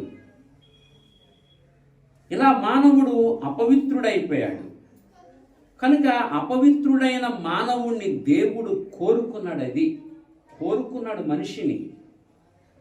అపవిత్రులారా, ఇదిగో మిమ్మల్ని శుద్ధునిగా చేసి మీలో నివసించడానికి నేను ఇష్టపడుతున్నాను అని దేవుడు చెప్తున్నాడు. మనం చదివిన భాగం అదే. ఏం చదువుకున్నాం? చదవండి, భాగం చదవండి.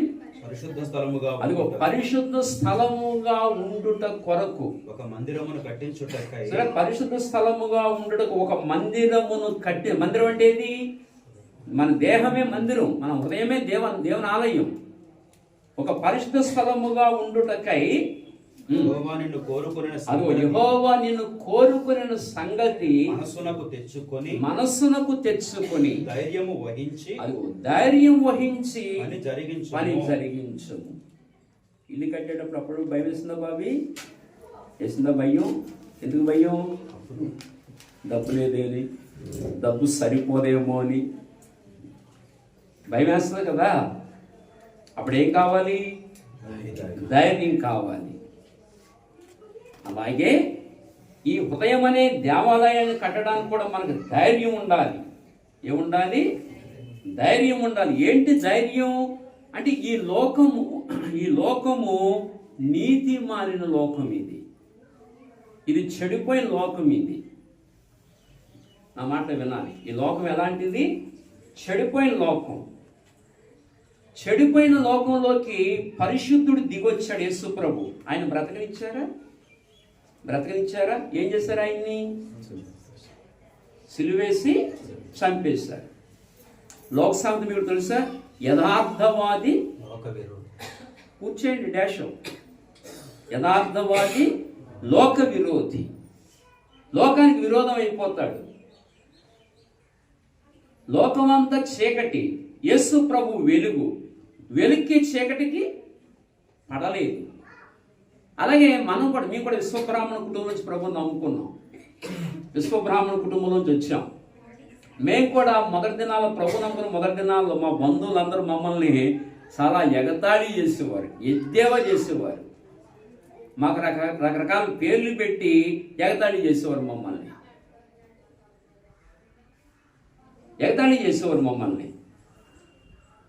నేను పెళ్లి చేసుకున్నప్పుడు, దేవుని తెలుసుకున్న తర్వాత పరిశుద్ధ వివాహం చేసినప్పుడు, చూడండి, మీరు ఇల్లు కట్టుకున్న తర్వాత గృహప్రవేశం యేసు ప్రభు నామమున ఎలా చేశారు. ఇది అందరికి ఇష్టం ఉండదు, ఇది ఇలా చేయటం.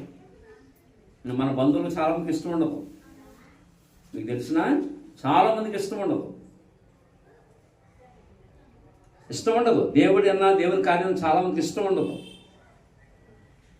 నా వివాహం చేసుకున్నప్పుడు నేను శుభలేఖ ఇవ్వడానికి వెళ్తే, మా బాబు దగ్గరికి వెళ్తే ఏమన్నా చెప్పనా, రే మీరు సాంప్రదాయాలు మంట కలిపేస్తున్నారురా మీరు. మీ నాన్న పెద్దోడు ఏం అనలేకపోతున్నాం మీ నాన్నని. మీరు మాలమాదిలు సాంప్రదాయం పట్టుకొచ్చి ఇంట్లో పెడుతున్నారురా అని మా బాబాయ్ మమ్మల్ని అన్నారు. అది అలా అన్నారు. దేవుడు ఎవరో మాకు తెలిసింది. ఇవాళ దేవుడిని నమ్ముకున్నాం కనుక సినిమా హాళ్ళు మాకు తెలియవు. మీకు అర్థమైందా? సినిమా హాళ్ళు ఎక్కడ ఉన్నాయో మాకు తెలియవు. టీవీలో సీరియల్స్ మాకు తెలియవు. భూలోకంలో చెడు అలవాట్లు మాకు తెలియవు. మా నాన్న ప్రభు నమ్ముకున్నారు కనుక, మా చిన్నప్పుడే నమ్ముకున్నారు కనుక మేము ఈ చెడు అలవాట్లోకి వెళ్లకుండా దేవుని వాక్యం మమ్మల్ని కాపాడింది. ఇవాళ హృదయంలో ఎంతో శాంతి, ఎంతో నెమ్మది, ఎంతో ప్రశాంతత. పరిశుద్ధులుగా చేశాడు దేవుడు. చెడు అలవాట్లు, చెడు వ్యసనాలు, చెడు మాటలు, నోట బూతు మాటలు రావడం కానీ, ఎవరైనా అనటం కానీ, ఇలాంటి మా జీవితాలు లేవు. ఎందుకని? దేవుడు పరిశుద్ధులుగా చేశాడు. అది ఇది అర్థం కాక మా బాబాలు ఏమన్నారంటే, మీరు సాంప్రదాయాలు మార్చేస్తున్నారు, అది ఇది అని రకరకాలుగా అన్నారు. అలా అన్నారు. కానీ వాళ్ళ తర్వాత భోజనానికి వచ్చి భోంచేసి వెళ్ళారు. కొంతకాలానికి మా అన్నయ్య చనిపోయారు. మా అన్నయ్యకి 2 ఆడపిల్లలు తెలుసు కదా. వాళ్ళ పెళ్ళిళ్ళై మేము చేసాం. మేమందరం కలిపి మేము చేసాం. మా పెళ్ళిళ్ళ మా కుటుంబం అంతా ఒక కుటుంబం కింద ఉంటుంది, మీకు అందరికీ తెలుస్తుంది. మేము పెళ్ళిళ్ళు చేసాం. చేసిన తర్వాత అన్నయ్య 2వ పాప పెళ్లి చేసిన తర్వాత వివరం చేసాం. పెళ్లి రైస్ మిల్లర్ అసోసియేషన్లో చేసాం. ఆ గ్రాండ్ ఏర్పాట్లు చూసి మా బాబాయ్ మా దగ్గరకు వచ్చి, మా బాబాయ్ ఏమన్నారు తెలుసా? నన్ను కొండ, నన్ను కొండ అని పిలుస్తారు. కొండ, నీలో దేవుడు ఉన్నాడురా. నీలో ఒకప్పుడు ఎగతాళి చేసిన ఆయన ఇప్పుడు దగ్గరకు వచ్చి నీలో దేవుడు ఉన్నాడురా నీలో అని చెప్పి వెళ్ళారు. ఒప్పుకున్నారంతే. మీకు అర్థమవుతుందా? కనుక పరిశుద్ధులుగా చేస్తాడు దేవుడు మనల్ని. హృదయాన్ని పవిత్రపరుస్తాడు. లోపల ఉన్న చెడుగును అంతటి ఎలా తీస్తాడు ఆయన అంటే, మన పాపాలు పరిహరించబడాలి, మనం పరిశుద్ధులం కావాలి, దేవుడు నివసించడానికి అనుకూలమైన స్థలముగా ఇది ఉండాలి, మనం పవిత్రంగా ఉండాలి, కామ క్రోధ లోభ మోహ మదమాశ్చర్యాన్ని హృదయం నుంచి తొలగిపోవాలి, పరిశుద్ధులం కావాలి. అంటే ఎలా పరిశుద్ధులం అవుతాం అంటే, దేవుడు తన సొంత కుమారుడైన యేసు ప్రభువారిని లోకానికి పంపించి ఆయన సిలువుకెక్కించి ఆయన కార్చిన రక్తము ద్వారా మన దోషములు కడిగాడు, మన పాపములన్నీ కడిగాడు. నేను చేతుల ద్వారా చేసిన పాపాలకి ఆయన చేతుల్లో మేకులు కొట్టబడ్డాయి. నా కాళ్ళ ద్వారా చేసిన పాపాలకి ఆయన కాళ్ళల్లో మేకులు కొట్టబడ్డాయి. వింటున్నారా? తర్వాత నా చెడు ఆలోచనలకి ఆయన హృదయంలో బళ్ళెప్పు పోటు పొడవబడింది. చెడు ఆలోచనలకి ముళ్ళ కిరీటం పెట్టబడింది. ఓం శ్రీ పంచగాయాయ నమః అన్నట్లుగా పంచగాయములు పొందాడు ఆయన. ఒళ్ళంతా దున్నబడ్డాడు ఆయన. ఇదంతా ఎవరు చేసిన పాపం అనుకుంటున్నారు? ఇది భూమి మీద ప్రతి మానవుడు చేసిన పాపం ఇది. మీకు అర్థమైందా? ప్రతి మానవుడు చేసిన పాపం ఇది. మనం చేసిన పాపాలకి ఆయన శిక్ష అనుభవించాడు. అందుకే అంటాడు, చత్వారి శృంగతయో అస్య పాద ద్విపాద విహస్త సప్త శీర్షే అస్తాసో అస్య త్రిధావృత వృషభోరోరవీతి మహాదేవు మధ్యాగము అవివేశ అన్నాడు. ఆ శ్లోకం యొక్క అర్థం ఏమిటంటే, మధ్యాగము అంటే మత్స్యులు అంటే మానవులు, యాగం అంటే యజ్ఞము, మహాదేవు అంటే మహాదేవుడు మధ్యాగము, మత్స్యాగం అంటే మానవుడే యజ్ఞము చేయాలి. మహాదేవుడు మనుష్య రూపంలో వచ్చి యజ్ఞము చేయాలి. ఎలా చేయాలి యజ్ఞము? హృదయ వృషభోరోరవీతి అంటే 3 మ్రేకుల మీద అయినా ఒక పశువు వలె ప్రేలాడాలి. అందుకే సిలువని ఆ మ్రాను మీద ఆయన బ్రేలాడుతూ వచ్చాడు. 3 మ్రేకుల మీద బ్రేలాడుతూ వచ్చాడు. కావండి 3 మ్రేకుల మీద ఆయన వ్రేలాడుతూ వచ్చాడు. వేలాడుతూ మనందరి కొరకు ఏం కార్చాడంటే తన పరిశుద్ధ రక్తాన్ని కార్చాడు. ఆ రక్తంలో మానవుడికి ఏముందో చెప్పన, పాప విమోచన, విడుదల. పాప విమోచన, విడుదల. మానవుడు పరిశుద్ధుడు అవుతాడు. ఆత్మ నరకానికి వెళ్లకుండా తప్పించబడుతుంది. అగ్నిగుండానికి వెళ్ళదు ఆత్మ. నరకాగ్నిగుండి తప్పించడానికే పరమాత్ముడు అవతారం ఎత్తి ఈ లోకానికి దిగి వచ్చాడు ఆయన. ఏమండి, ఆ ప్రభువుని ప్రతి మానవుడు అంగీకరించాలి. అందుకని దేవుని వాక్యం ఏం చెప్పిందంటే, ఒక పరిశుద్ధ స్థలముగా ఉండుటకు ఆయన నిన్ను కోరుకునే సంగతి ఏం చేశాడు? ఆయన కోరుకున్నాడు, మనల్ని కోరుకున్నాడు. మీకు అర్థమైందా? కోరుకున్నాడు. వీరాస్వామి గారిని కోరుకున్నాడు, ఈ కుటుంబాన్ని కోరుకున్నాడు, సత్యనారాయణ గారి కుటుంబాన్ని కోరుకున్నాడు, మమ్మల్ని కోరుకున్నాడు. ఈ వాక్యాన్ని ఉంటుంది, మిమ్మల్ని కూడా కోరుకుంటున్నాడు. కానీ మనమే దేవుని దగ్గరికి రాము. మిమ్మల్ని కూడా కోరుకుంటున్నాడు ఆయన. మానవాళ్ళందరినీ కోరుకుంటున్నాడు ఆయన. కోరుకున్న సంగతి మనస్సునకు తెచ్చుకొని, ఏం తెచ్చుకోవాలి? మనసును తెచ్చుకొని ధైర్యం వహించి పని జరిగించాలి. ఎందుకు ధైర్యం అవసరం అంటే, యేసు ప్రభు నమ్ముకుంటే ధైర్యం ఉండాలి. ఊరిని అందరూ నమ్మేసుకోరండి. ధైర్యం ఉండాలి యేసు ప్రభు నమ్ముకోవాలంటే. ఎందుకని? నేను యేసు ప్రభువులోకి వస్తే నా కులం ఏమంటుంది? భయం. కులస్తులు ఏమంటారు? భయం. మా వెనకాల ఏమంటారు? భయం. మీకు తెలిసిన, నేను ర్యాలింగ్లో ఉండగా మా ఇంటి ఎదురుగుండా ఒక అబ్బాయి ఉండేవాడు, ప్రసాద్ అని ఒక అబ్బాయి ఉండేవాడు. నేను అతను మార్చాను, వాక్యం చెప్పి మార్చాను. అతడు ఎలా ఉండేవాడు అంటే, త్రాగుతూ ఉండేవాడు, పేకాట ఆడేవాడు, రకరకాలుగా జీవించేవాడు. అతన్ని మార్చిన తర్వాత ఇవన్నీ అలవాట్లు మానేసి పరిశుద్ధుడయ్యాడు. అయిన తర్వాత అతడు ఎప్పుడైతే పరిశుద్ధుడయ్యాడో నా మీద అటాక్ చేశారు ఆ ఇంట్లో వాళ్ళు.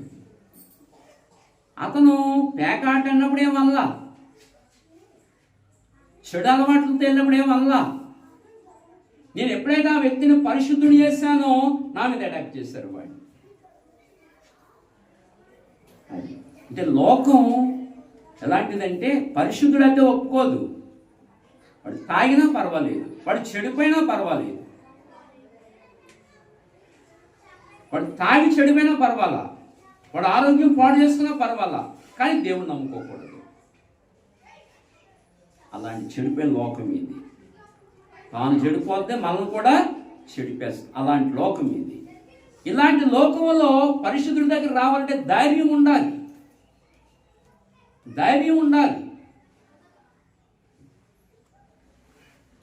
అందుకని ధైర్యం వహించి పని జరిగించమన్నాడు. ఏం వహించాలి? ధైర్యము అవును, వహించి. ప్రభువు నమ్ముకోవాలంటే ధైర్యం ఉండాలి, తెగింపు ఉండాలి. ఎవరు నన్ను వదిలేసినా పర్వాలేదు, ఆ ధైర్యం ఉండాలి. ఎవరు నన్ను వదిలేసినా పర్వాలా, తల్లిదండ్రులు వదిలేస్తున్నా, అన్నదమ్ములు వదిలేస్తున్నా, నా బంధువులు వదిలేసినా, ఎవరు వదిలేసినా పర్వాలేదు, నా దేవుడు నాకుంటే చాలు అన్న తెగింపు రావాలి. ఆయన సజీవుడు, జీవంగల దేవుడు ఆయన. ఆ తెగింపు రావాలి. ఒకవేళ ఆ తెగింపు లేకుండా అందరికీ జడ్స్ మానేసామనుకోండి, రేపు పొద్దున ఆత్మ నరకానికి వెళ్ళినప్పుడు వీళ్ళందరూ తప్పిస్తారా? వీళ్ళు వచ్చి తప్పిస్తారు? ఎవరైనా చెప్పాలి, తప్పిస్తారు ఎవరైనా వచ్చి? ఎవరు తప్పించరు. యుగయుగాలు అందులో కాలుతూ ఉండాలి. అందుకే ప్రభు నమ్ముకోవడానికి ఏం అవసరం అంటే ధైర్యం అవసరం.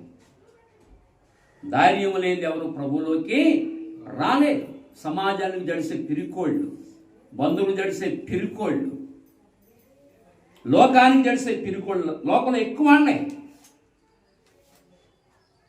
ధైర్యం అవసరం చాలా. మనం ఏం తప్పు చేస్తున్నామని? ఇవాళ నా సేవలో త్రాగుబోతులు ఎంతోమంది మారారు. పోలీసులు మార్చలేని వాళ్ళు మారుతారు ఇవాళ ఈ పరిశుద్ధ గ్రంథం ద్వారా. కోట్ల మంది మారారు ఇవాళ భూమి మీద. మన పరిచయంలోనే బోర్డు మంది మారారు. త్రాగుబోతులు మారారా, వ్యభిచారులు మారారా, దొంగలు మారారా, ఎంతో చెడిపోయిన అందరూ మారారు.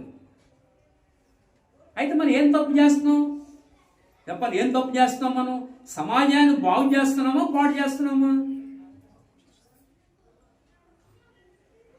కాబట్టి మన సంఘంలో తాగేసి ఇంటికి వెళ్ళి భార్యను కొట్టేసిన 3 మంది. అలాంటి వాళ్ళ భార్యని ఎంత బాగా చూసుకుంటారో తెలుస్తున్నా? ఎంత బాగా చూసుకుంటారో తెలుస్తున్నా? సమాజం ఎంత బాగవుతుందో చూసారా? వాళ్ళ కొన్ని 100 మంది చీకట్లోంచి వెలుగులోకి వచ్చారు. వేమవరం ఉంది, ఆచంట వేమవరం. వాళ్ళందరూ ఎవరు? బేసేవాళ్ళు, రుద్రాక్షల వాళ్ళు, తర్వాత వాసా వాళ్ళు, వస్త్రాల వాళ్ళు, వాళ్ళంతా వ్యవస్థే కదా, కన్నుబత్తులు కదా. దేవుడు నన్ను అక్కడ పంపించాడు. ఆ ప్రాంతం వెళ్ళి 20 సంవత్సరాలు జరుగుతున్నారు. మొత్తం చాలా మంది మారిపోయారు. ఏమండి? కనుక దేవుడు జీవితాలను మార్చువాడు, పరిశుద్ధులుగా చేయవాడు. అదే చెప్పాడు అక్కడ, ఒక పరిశుద్ధ స్థలముగా ఉండుటకు నిన్ను కోరుకుని సంగతి మనసులకు తెచ్చుకొని ధైర్యం వహించు. దేవుడు మనం కోరుకున్నాడు. నన్ను కోరుకున్నవాడు ఏ ప్రధానమంత్రో లేకపోతే ఆ అమెరికా ప్రెసిడెంట్ ట్రంపో కాదు. నన్ను కోరుకున్నవాడు. వీళ్ళందరూ కొంతకాలం చనిపోతారు. నన్ను కోరుకున్నవాడు ఎలాంటి వాడంటే చావును జయించిన వాడు.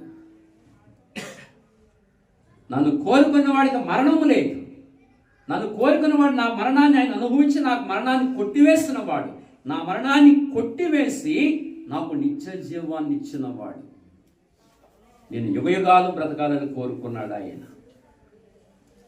నన్ను కోరుకున్నాడు ఆయన. లోకంలో నన్ను పరిశుద్ధినిగా చేశాడు. కనుక కోరుకునే సంగతి మనస్సునకు తెచ్చుకొను. మీకు తెలుసు కదా మన వెంకటేష్, మనందరికీ తెలుసు వెంకటేష్ ఎలా ఉండేవాడు తెలుసునా? తాగేసి పడిపోయేవాడు,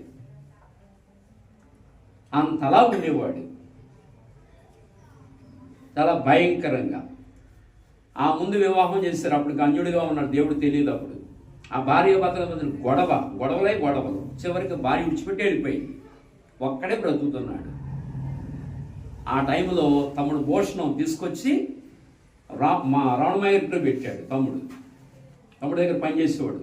ఆ ఇంట్లో పెట్టిన తర్వాత నెమ్మదిగా మేము వాక్యం చెప్పి నడిపించామంతే. వాక్యం చెప్పాం, హృదయం అర్థమైంది, హృదయం తెరవబడింది. నెమ్మదిగా దేవుల్లోకి వచ్చాడు. దేవుల్లోకి వచ్చిన తర్వాత త్రాగుడు మానేశాడు, ఇవన్నీ మొత్తం మానేశాడు. కొన్ని సంవత్సరం, 4-5 సంవత్సరాలకి మొత్తం మానేసిన తర్వాత అప్పుడు ఈ అబ్బాయికి పెళ్లి చేయాలనుకున్నాం. నా మనసులో ఒక ఆలోచన వచ్చింది. చింతపల్లిలో వీరాశ్రీని ఉన్నాడు, వీరాశ్రీని అబ్బాయికి పెళ్లి చేయడానికి నల్లూరు వెళ్ళాం. అక్కడ అమ్మాయి ఉంది. అక్కడ పెళ్లి చేయడానికి వెళ్ళి ఆ అమ్మాయిని చూసి వచ్చాను. చూసి వచ్చిన తర్వాత పెళ్లి చేసిన అబ్బాయికి పెళ్ళి అయిన తర్వాత వాళ్ళ అక్క ఉంది. ఆ అమ్మాయిని చూశాను. ఆ అమ్మాయి పేరు భారతి. ఆ అమ్మాయి కూడా కాపురం డిస్టర్బ్ అయింది కొంచెం.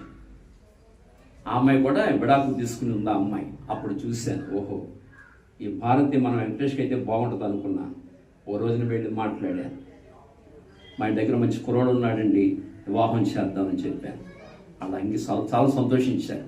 ఆ అమ్మాయిని తీసుకొచ్చి ఈ అబ్బాయికి పెళ్లి చేశాను. ఇవాడు శుభ్రంగా పొత్తుతున్నాడు ఇవాళ. దేవుని కార్యాలు. తాగి పడిపోయిన వెంకటేష్ ఇవాళ మీరు చూస్తారు కదా మీ కళ్ళ. అది దేవుడు అలా పరిశుద్ధులను చేస్తాడు, పవిత్రులను చేస్తాడు దేవుడు. అంటే నీ గ్రంథం పేరేంటి? పరిశుద్ధ. చెప్పండి ఏంటి, దీని పేరేంటి? పరిశుద్ధ గ్రంథం. మీకు విషయం చెప్పనా?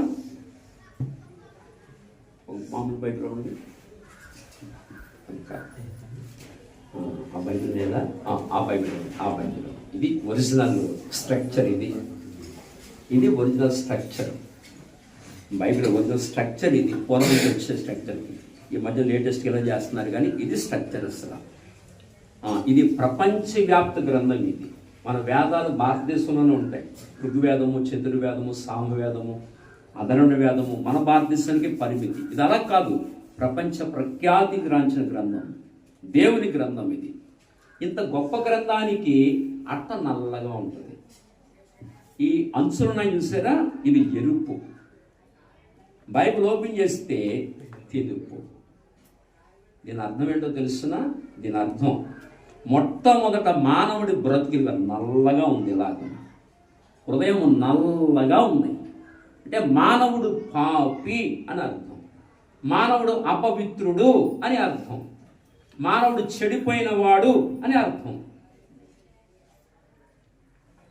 మానవుడు పాపి అని అర్థం. ఈ నలుపు.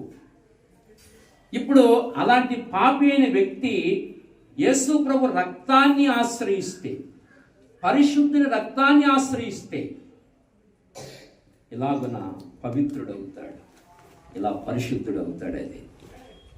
ఇది ఈ గ్రంథం యొక్క భావన. అది ఎంత గొప్ప గ్రంథానికి అట్ట నల్లగా ఎందుకేస్తాడు. మీకు అర్థమవుతుందా? అంత పరిశుద్ధ గ్రంథం ఇది. అందుకే మానవుడిని, ఇక్కడికి వచ్చిన వాడిని ఏం చేస్తాడు చెప్పనా? పరిశుద్ధుడు అవుతాడు. మళ్ళీ నేను చెప్తాను, నిజంగా తెలుసుకోవాలి సుమా, నిజంగా తెలుసుకోవాలి. ఏదో నేను ప్రభువుని నమ్ముకున్నానని నామకార్థ క్రైస్తవులు ఉంటారు. పేరేమో అబ్రహాం, సారగుట్లో ఉంటాడు. పేరు దావీదు, ఆడు వ్యభిచార గృహాల్లో ఉంటాడు. దేవుని నమ్ముకోవడం అంటే నిజంగా హృదయం తెరవబడాలి, నిజంగా నమ్ముకోవాలి. అది లెక్క. మీకు అర్థమవుతుందా? అందుచేత దేవుడు మనల్ని ఏం చేశాడు? కోరుకున్నాడు. కోరుకున్న హృదయాన్ని ఏం చేశాడు? శుద్ధి చేశాడు, కళ్ళు తెరిచాడు. నేను దేవుడిని రుజువుపరుచుకున్నాడు.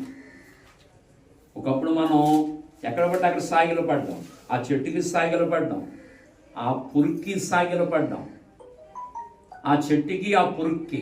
మీరు ఆలోచించండి ఒకసారి, జ్ఞానంగా ఆలోచించండి. ఒక మాట అంటాను, వేరే అనుకోకండి, ఆలోచించడానికి చెప్పాలి మాటలు. నేను నాగులు చవితి వస్తుంది, చేసినాడమే మనం. నాగులు చవితి వస్తుంది, ఆ రోజు ఉదయకాలం ఏం చేస్తాం? ఒక పెద్ద పళ్ళుని తీసుకుని అందులో వడపప్పు, కోడిగుడ్లు, పాలు, చలివిడి ఇవన్నీ పట్టుకుని పుట్టగాడికి వెళ్ళి అందులో వేస్తాం కదా. అందులో వేసిన తర్వాత సాయంకాలం ఇంటికి వచ్చిందనుకో, పాము ఏదన్నా, అరే కర్ర ఎదురా అందరిని చంపేస్తామా? అదే పొద్దున పాలు ఏంటి, సాయంకాలం చంపేయడం ఏంటి? దేవుడు చంపేయడం ఏంటి? దేవుడు చంపేయడం ఏంటి? అసలు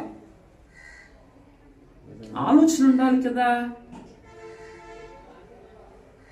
గ్రహింపు ఉండాలి కదా.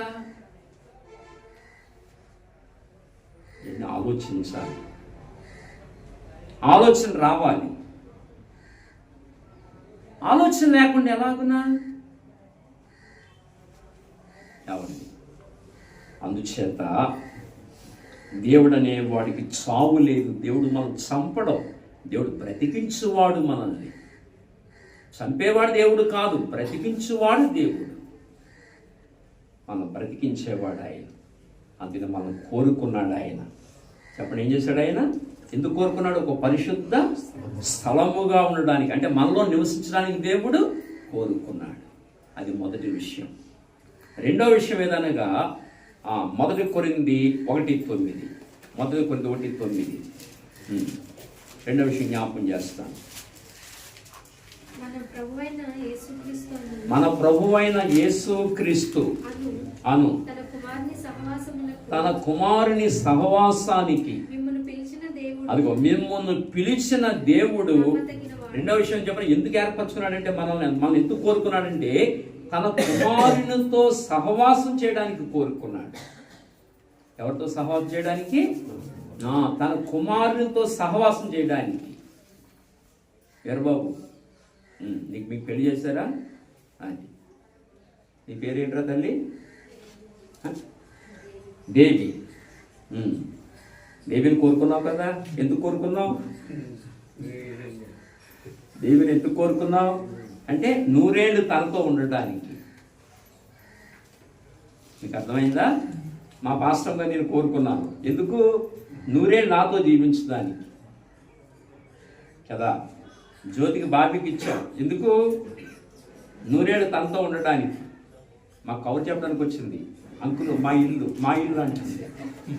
మా ఊరు అంటుంది. అమ్మ ఎంత వచ్చేసిందో అనుకున్నాను. హరిబాబును నాగమణి 20 సంవత్సరాలు పెంచితే ఇక్కడికి వచ్చేసరికి అంటుంది మా ఊరు మా ఇల్లు. సంసారం బాధ్యత ఎంత వచ్చేసిందా అనుకున్నాను కదా. బాబీతో సహవాసం చేయడానికి, బాబీతో కలిసి జీవించడానికి, సహజీవనం చేయడానికి బాబీ జ్యోతిని కోరుకున్నాడు. బాబీ పెళ్లి చూపులకు వచ్చాం, నాకు జ్యోతే కావాలన్నాడు. కోరుకున్నాడు జ్యోతిని. నేను పాస్టర్ గారిని కోరుకున్నాను, మా తమ్ముడు మా బుజ్జుని కోరుకున్నాను. అలాగునా హరిబాబు నాగమణి గారిని కోరుకున్నాడు. అలాగునా ఎందుకు? కలిసి జీవించడానికి. అలాగూ దేవుడు కోరుకున్నాడు. ఎంతకాలం చెప్పనా? మనకి నిత్య జీవాన్ని ఇచ్చి మన మరణాన్ని కొట్టివేసి ఆయనతో యుగయుగాలు జీవించడానికి మనం కోరుకున్నాడు. ఆయన తన కుమారునితో సహవాసం చేయడానికి మనం కోరుకున్నాడు. అగ్నిగుణంతో సహవాసం చేయడానికి కాదు. అగ్నిగుణంతో సహవాసం చేయడానికి కోరుకోలేదు. ఆయన తన కుమారునితో సహవాసం చేయడానికి కోరుకున్నాడు. ఆయన ఎంకన్నా సంతోషం వచ్చిందా? అది సంతోషం ఎంకన్నా తీసి పెళ్లి చేస్తాం. సంతోషం కోరుకున్నాడు ఎంకన్నా. మీకు అర్థమవుతుందా? అలాగున తన కుమారునితో సహవాసం చేయడానికి దేవుడు మనం కోరుకున్నాడు. వింటున్నారా? ఏం చేయాలి? ఆయన నమ్ముకోవాలి. ఆయన కాచి రక్తంలో పాపములు కడుక్కోవాలి. ఆత్మల కల్మషాన్ని తొలగించుకోవాలి. అప్పుడు ఆయనతో యుగాలు జీవిస్తాం. అది రెండో విషయం. తన కుమారునితో సహవాసం చేయడానికి దేవుడు మనల్ని కోరుకున్నాడు. అది రెండో విషయం. మూడో విషయం ఏదనగా, మూడో విషయం జ్ఞాపకం చేస్తాను. 2వ దినవృత్తాంతం గ్రంథము 29వ అధ్యాయం 11వ వచనం. 2వ దినవృత్తాంతములు 29:11. నా కుమారులారా తనకు పరిచారకులై ఉండి ధూపము వేయిచుండుటకును తన సన్నిధిని నిలుచుటకును తనకు పరిచర్య చేయుటకును అదిగో యెహోవా మిమ్మల్ని ఏర్పరచుకుని లేకపోతే కోరుకోనేను. ఎందుకు కోరుకున్నాడు? తన సన్నిధిని నిలబడడానికి, ఆయనకు పరిచర్య చేయడానికి, ఆయన సన్నిధిలో ప్రార్థన చేయడానికి మనం కోరుకున్నాడు. అది అందుకు దేవుడు మనం కోరుకుంటే ఓ ప్రార్థన ఉండదు, ఏముండదు. అది తన సన్నిధిలో ఉండాలని, తనకు ప్రార్థన చేయాలని, పరిచర్య చేయాలని దేవుడు మనల్ని ఏర్పరచుకున్నాడు. అందుకు నేను కోరుకున్నాడు ఆయన. ఆ కోరిక నెరవేరుతుందా? ప్రార్థన అడిగెక్కిపోయింది అది కదా. సంసార జింజాటంలో పడి ప్రార్థన అడిగెక్కిపోయింది.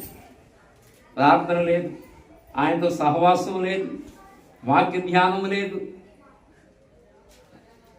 అవును కదా. జ్యోతి ఎంత ప్రార్థన చేస్తే ఇప్పుడు ప్రార్థన అడిగెక్కేసిందా? రా జ్యోతి,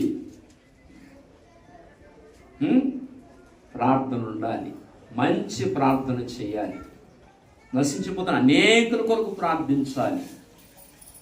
మరి నేను రక్షించి దేవుడు ఇక్కడికి పంపించాడు. ఎంతమంది రక్షించబడ్డారు ఇక్కడ నీ ద్వారా?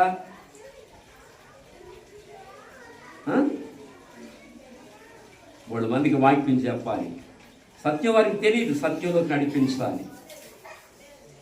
ఇప్పుడు నేనున్నాను, మీకు వాక్యం చెప్పకపోతే మీరు సత్యంలోకి వద్దురా? చెప్పాను కానీ మీరు సత్యంలోకి వచ్చారు. అలా చెప్పాలి. అనేకులు ప్రభువులోకి నడిపించాలి. అర్థమవుతుందా? అది దేవుడు మనం కోరుకున్నాడు. ఎందుకు కోరుకున్నాడంటే తన సన్నిధిని నిలబడి ప్రార్థన చేయడానికి, పరిచర్య చేయడానికి దేవుడు మనం కోరుకున్నాడండి. తనకు పరిచారం చేయడానికి కోరుకున్నాడు ఆయన.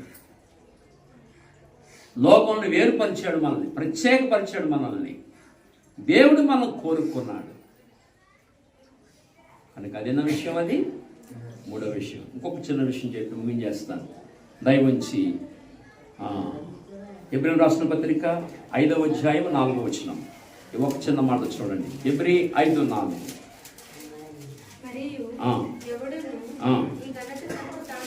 ఎవడని ఘనత తనకు తానే వహించుకున్నాడు కానీ అహరోను పిలువబడినట్టుగా దేవుని చేత పిలువబడిన వాడై అబ్బా ఈ ఘనత పొందును. నిన్ను ఎందుకు పిలిచాడంటే ఘనత నిమిత్తమైన పాత్రగా ఉంటాను నేను పిలిచాడు. అది నీకు యుగయుగాలు ఘనతనివ్వాలి నేను పిలిచాడు ఆయన. ఘనత నిమిత్తమైన పాత్రగా ఉండాలి నీవు. యుగయుగాలు ఘనత పొందాలి పరలోకములో. అందుకు నిన్ను పిలిచాడు దేవుడు. నిన్ను పిలిచాడు ఆయన ఘనత నిమిత్తమైన పాత్రగా ఉండాలి. అది నీకు యుగయుగాలు ఘనత ఉండాలని దేవుడు నిన్ను కోరుకున్నాడు. అది కనుక లోకంలో నిన్ను తృణీకరించేయచ్చు, లోకంలో నిన్ను ఎవరు గుర్తించకపోవచ్చు, లోకంలో నిన్ను ఎవరు పట్టించకపోవచ్చు, కానీ దేవుడు నీకు ఘనతనిస్తాడు. అందుకే బైబిల్ చెప్పింది 1 పేతురు 2:4. ఆ ఒక్క మాట చదవండి, నేను ముగిస్తాను. 1 పేతురు 2:4.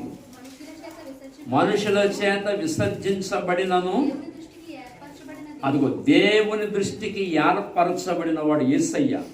మనుషుల దృష్టికి ఏమో విసర్జించబడిన వాడు, తృణీకరించబడిన, లోకం ఆయన తృణీకరించింది, లోకం ఆయన చంపేసింది, లోకం ఆయనకి విలువ లేదు, స్థానం లేదు, ఆయనకి తలవాల్చుకున్న స్థలం ఆయనకి లేదు. లోకం ఆయన్ని తృణీకరించింది, లోకం ఆయన్ని ఎన్నిక చేయలా, లోకం ఆయన్ని పట్టించుకోలేదు, ఆయన్ని లోకం తృణీకరించింది. కానీ దేవుని దృష్టిలో ఏర్పరచబడిన వాడు. ఫిలిప్పీయులకు రాసిన పత్రిక 2వ అధ్యాయము, ఫిలిప్పీయులకు రాసిన పత్రిక 2వ అధ్యాయము 9వ వచనం కానీ చదువుతారా? 2:9 కాడి నుంచి. అందుచేతను పరలోకమందున్న వారిలో కానీ, భూమి మీద ఉన్న వారిలో కానీ, భూమి క్రింద ఉన్న వారిలో కానీ ప్రతి వాని మోకాలు అది యేసు నామమున వంగునట్లు, అది ప్రతి వాని నాలుక తండ్రి అయిన దేవుని మహిమార్థమై క్రీస్తు ప్రభువుని ఒప్పుకున్నట్లుగా దేవుడు ఆయన అధికముగా హెచ్చించి ప్రతి నామము కంటే పైనామం ఆయనకు అనుగ్రహించను. తన కుమారుని హెచ్చించాడు దేవుడు. ప్రతి వాడైన ఆయన దగ్గర మోకరించవలసిందే. అంతగా హెచ్చించాడు తన కుమారుణ్ణి. లోకం ఏం చేసింది? ఆయన్ని తృణీకరించింది. కానీ దేవుని దృష్టిలో ఎన్నికైన వాడు, శాశ్వత ఘనత ఆయనకి ఇచ్చాడు. నిన్ను అందుకు కోరుకున్నాడు. నీకు శాశ్వత ఘనతనివ్వాలని నిన్ను కోరుకున్నాడు ఆయన. అందుకు నిన్ను కోరుకున్నాడు ఆయన. ఈ విషయాలు గుర్తుపెట్టుకోవాలి. అందుకు నిన్ను కోరుకున్నాడు. అందుకని మన హృదయానికి ఎలా ఉండాలి? దేవాలయముగా, ఇల్లుగా ఉండాలి. ఈ హృదయంలో ఆయన నివసించాలి. అందుకే మనం కోరుకున్నాడు ఆయన. కనుక 4 విషయాలు జ్ఞాపకం చేస్తున్నాం. మొదటి విషయం, పవిత్ర స్థలముగా ఉండడానికి కోరుకున్నాడు, దేవాలయంగా ఉండడానికి కోరుకున్నాడు ఆయన. రెండవ విషయం, తనతో సహవాసం చేయడానికి కోరుకున్నాడు. మూడవ విషయం, ఆయనకి ప్రార్థన విజ్ఞాపన చేయడానికి కోరుకున్నాడు ఆయన. ఆయన సన్నిధిని పరిచర్య చేయడానికి కోరుకున్నాడు. 4వ విషయం, ఘనత నిమిత్తమైన పాత్రగా ఉండాలని కోరుకున్నాడు ఆయన. నేను అందుకే లోకంలో వేరు చేసుకున్నాడు, తన వారిగా నిన్ను చేసుకున్నాడు ఆయన. నీకు శాశ్వత ఘనతనివ్వాలని అందుకు కోరుకున్నాడు. కనుక ఈ నూతన గృహప్రవేశ కార్యక్రమంలో అనగా జ్యోతికి బాబీకి ఇచ్చిన ఈ మంచి గృహంలో ఈ చక్కటి సందేశాన్ని, నూతన గృహం చక్కటి సందేశాన్ని దేవుడు ఇచ్చాడు. కనుక దీన్ని ఆకలింపు చేసుకుని ఆ రీతిగా మనం జీవిద్దాం, ఆ విధంగా మనం సిద్ధపడదాం. దేవుడు చెప్పినట్లుగా మన హృదయం ఆయనకి ఇచ్చి ఆ రీతిగా మనం సిద్ధపడదాం. అట్టి కృప దేవుడు మనందరికి అనుగ్రహించునుగాక. ఈ లైవ్ చూస్తున్న వారికి కూడా దేవుడు అనుగ్రహించునుగాక. ప్రార్థన చేసుకుందాం. కళ్ళు మూసుకోండి. అమ్మ సాక్షి మీద ఉందరా లేదా? ముగించేనా? ప్రార్థన చేసుకుందామండి. చివరి ప్రార్థన ఆశీర్వాదంతో ముగించుకుందాం. సత్యనారాయణ గారు చిన్న ప్రార్థన చేస్తాం. మా ప్రియులు అనగా వీరాస్వామి గారు, లక్ష్మి గారు వారి సంతానాన్ని బట్టి ప్రార్థిస్తూ, వారి యొక్క చిన్న కుమారుడు బాబీ, తనకిచ్చిన భార్య జ్యోతి, వారికి ఇచ్చిన సంతానాన్ని బట్టి వందనాలు చెల్లిస్తూ, వారు చక్కటి గృహాన్ని కట్టుకున్నారు. ఇందులో నివసించడానికి ఓ చక్కటి గృహాన్ని వారు కట్టుకున్నారు.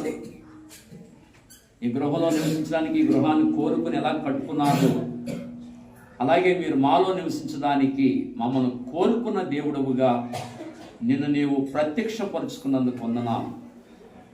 నీకు పరిశుద్ధ స్థలముగా ఉండాలని, మీకు ఒక నివాస స్థలంగా మేము ఉండాలని మమ్మల్ని కోరుకున్నారు. అంతేకాదు నీతో సహవాసం చేయడానికి కోరుకున్నారు. నీకు ప్రార్థన చేయడానికి, విజ్ఞాపన చేయడానికి మమ్మల్ని కోరుకున్నారు. ఘనత నిమిత్తమైన పాత్రగా మేము ఉండాలని మమ్మల్ని కోరుకున్నారు తండ్రి. ఈ కుటుంబాన్ని మీరు కోరుకున్నారు. అందును బట్టి మీ పాదాలకు వందనాలు చెల్లించుకుంటూ, ఇక్కడికి వచ్చిన వారిని ఇంకెవరైనా నిన్ను ఎరగకుండా ఉంటే ఈ మాటలు వారైనా ఆలోచించి నేను రక్షకుడిగా అంగీకరించగలిగే ధన్యత మీరు దయచేయమని నీ పాద సన్నిధిలో ప్రత్యేకంగా ప్రార్థిస్తూ ఈ నూతన గృహాన్ని దీవించండి, మీరు ఆశీర్వదించండి దేవా. మరి గృహాన్ని మీరు దీవించమని, మీరు ఆశీర్వదించమని ప్రత్యేకంగా ప్రార్థిస్తూ, మరి సమయంలో నిర్మల జ్యోతి తల్లిదండ్రులైన హరిబాబు గారిని బట్టి, నాగమణి గారిని బట్టి, వారికి ఇచ్చిన బిడలు చిన్న కుమార్తె సంధ్య, కుమారుడు పృథ్వీని బట్టి కూడా ప్రత్యేకంగా ప్రార్థిస్తున్నాం. పెద్ద కుమార్తె నిర్మల జ్యోతి, అల్లుడి గారు బాబీని బట్టి ప్రత్యేకంగా ప్రార్థిస్తున్నాం. వారిని, వీరాస్వామి గారిని, వారి కుటుంబాన్ని, కూడి వచ్చిన రక్తస్తంభులందరినీ వీరే నీ కృపలో జ్ఞాపకం చేసుకోమని ప్రత్యేకంగా ప్రార్థిస్తూ, కూడి వచ్చిన రక్తస్తంభులందరినీ జ్ఞాపకం చేసుకోమని కోరుకుంటూ, మీ దాసునిగా నన్ను, నాతో పాటు వచ్చిన మా ప్రియులందరినీ జ్ఞాపకం చేసుకోవాల్సిందిగా ప్రార్థిస్తూ, ఇంతవరకు ఈ నూతన గృహప్రవేశ కార్యక్రమంలో మాకు తోడుగా ఉన్నందుకై వందనములు స్తోత్రాలు చెల్లించుకుంటూ, నూతన గృహంలో జరిగిన ఈ ప్రార్థనా కూడికను బట్టి ఈ కుటుంబానికి దీవెన కలుగు చేయమని, గృహాన్ని మీరు ఆశీర్వదించమని సత్యనారాయణ గారిని బట్టి, విజయ్ గారిని బట్టి కూడా ప్రార్థిస్తూ మీకే వందనములు స్తోత్రాలు చెల్లించుకుంటూ, ప్రభువును రక్షకుడునైన యేసు ప్రభు నామములో ప్రార్థించి వేడుకొనుచున్నాము తండ్రి. ఆమేన్. తండ్రి యొక్క ప్రేమ, కుమారుని కృప, పరిశుద్ధాత్మక అన్యోన్య సహవాసం వీరసంగ లక్ష్మికి, వచ్చిన బిడ్డలకి, కుటుంబానికి, బావికి, జ్యోతికి, ఇచ్చిన బిడ్డలకి, బాగా కుటుంబానికి ఉన్న ప్రతి ఒక్కరిపైన దేవుడు సదాకాలం తోడే నడిపించింది కాక. అన్ని విషయాల్లో ఆశీర్వాదం ఇచ్చింది కాక. ఆయన కృప నిరంతరం తోడే నడిపించింది కాక. మీ అందరికీ దేవుడు అందరికీ వందనాలు. అందరికీ భోజనం ఏర్పాటు చేస్తే అందరూ భోజనం చేసి వెళ్ళాల్సింది.